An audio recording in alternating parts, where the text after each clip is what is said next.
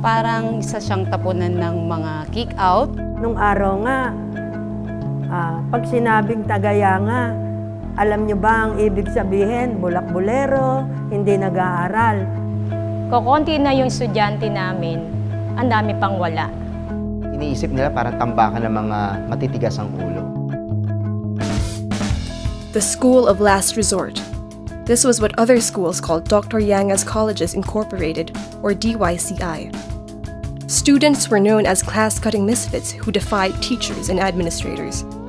Considered a recycle bin for repeaters and kickouts, DYCI hit an all-time low when its student population plummeted from 2,800 in the 1980s to just 523 in 2001. Determined to turn things around, the newly appointed school director and principal, Mr. Michael Yanga, began improvements on school administration. Nung kami nasa Tagaytay, hinamon kami ni Sir Michael. Ang sabi niya, kayo ba'y naniniwala na ang paaralang Dr. Yangas ay magiging #1 sa buong Bulacan?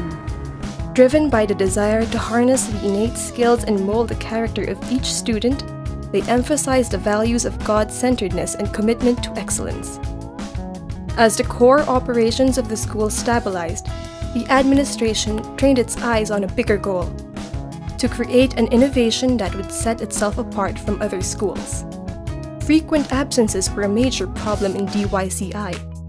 Upon further investigation, Mr. Yanga found out that students were always in computer shops, which kept them from focusing on school. It dawned on him that he could redirect this interest in computers to a fun but more educational route through Lego Robotics.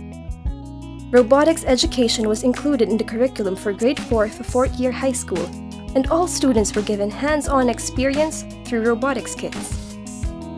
In 2006, the school started joining competitions.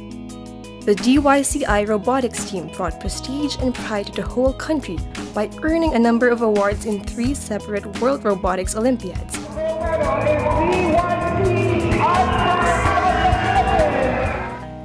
This paved the way for DYCI to be the first ever Robotics Excellence Center in the province of Bulacan.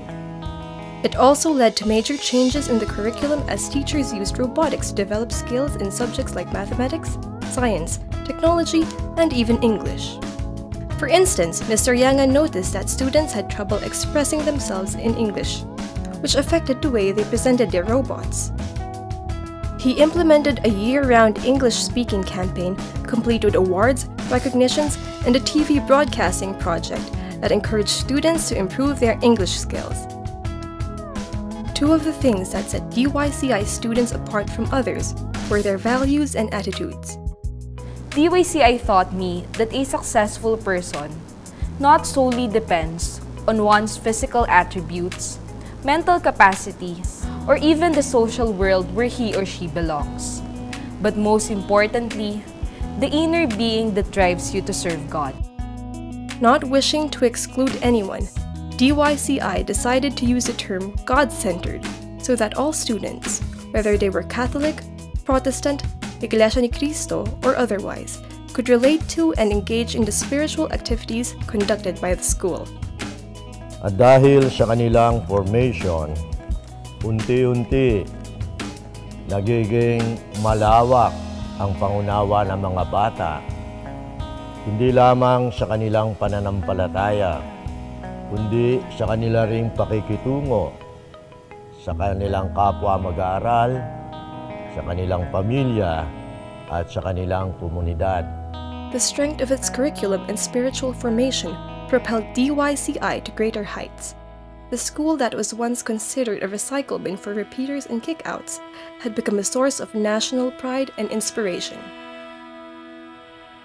Now the biggest private school in Bulacan, with 2,250 students, it lives by the motto, more than a school, a family.